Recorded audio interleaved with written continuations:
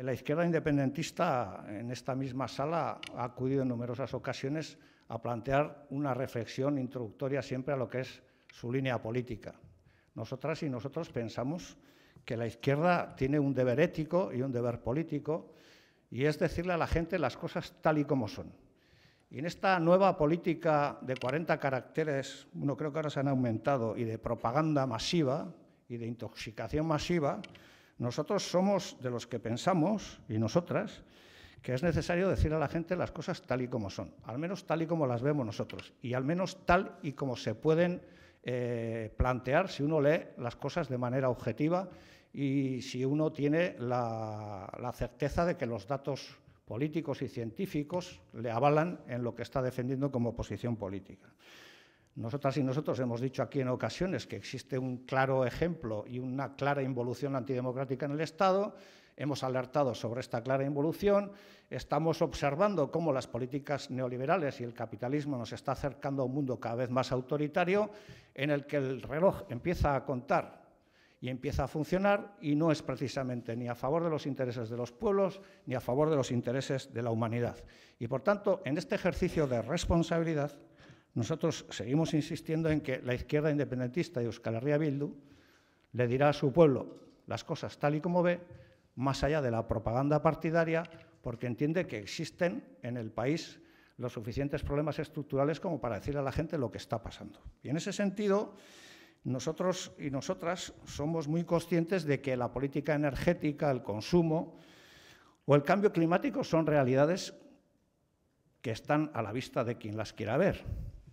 Y nosotros y nosotras somos de los que pensamos que si hay una palabra definitoria de lo que está pasando en el planeta hoy en día, esa es la palabra crisis. Hay muchas crisis que confluyen en una gran crisis estructural, hay una crisis de secuestro de la democracia, hay una crisis de la desigualdad social, hay una crisis económica y hay una crisis climática que está poniendo en riesgo la vida del planeta. Yo ya sé que a veces estas afirmaciones parece que son afirmaciones de gentes que queremos hacer una especie de apología del desastre, pero ahora nadie duda en el planeta, ya no hay comunidad científica que dude y que afirme lo contrario, de que el capitalismo y el neoliberalismo, con sus políticas de consumo, de producción, lo que están poniendo en riesgo es la vida en el planeta. Y esto es lo que nosotros y nosotras queremos decirle a la gente, no para asustarla, sino para poner medios que eviten el desastre al que nos van a abocar si no se toman medidas contundentes con respecto a este tema. Por eso hoy venimos a hablar de la necesidad de que este país también necesita un gran acuerdo en materia energética. Y necesita un acuerdo en materia energética porque los países serios, los que hacen bien las cosas, o por lo menos los que se aproximan a hacer bien las cosas, suelen tener grandes acuerdos de país que no están al albur de quién gana unas elecciones durante 4 años o quién las pierde, sino que hay cosas que no se tocan. Por ejemplo, educación, por ejemplo, sanidad, por ejemplo, derechos sociales, por ejemplo, política internacional, por ejemplo, políticas industriales, etc. Entonces, por eso nosotros y nosotras hoy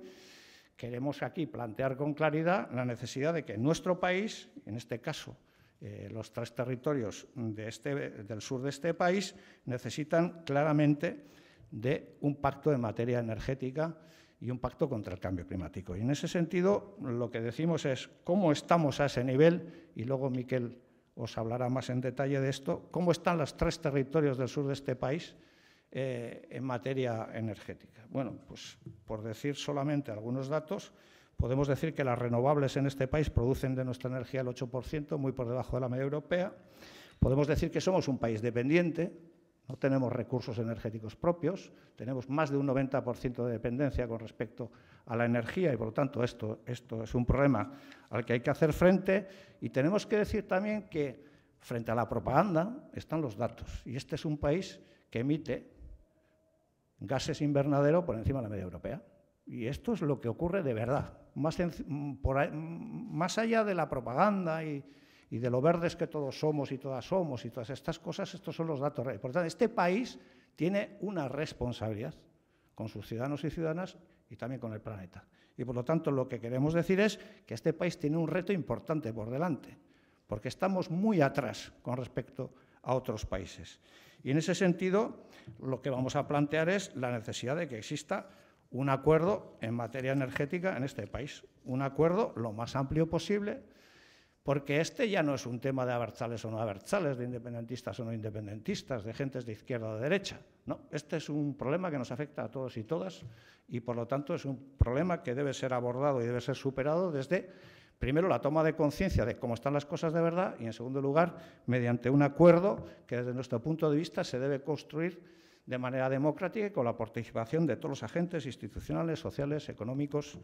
y culturales de este país.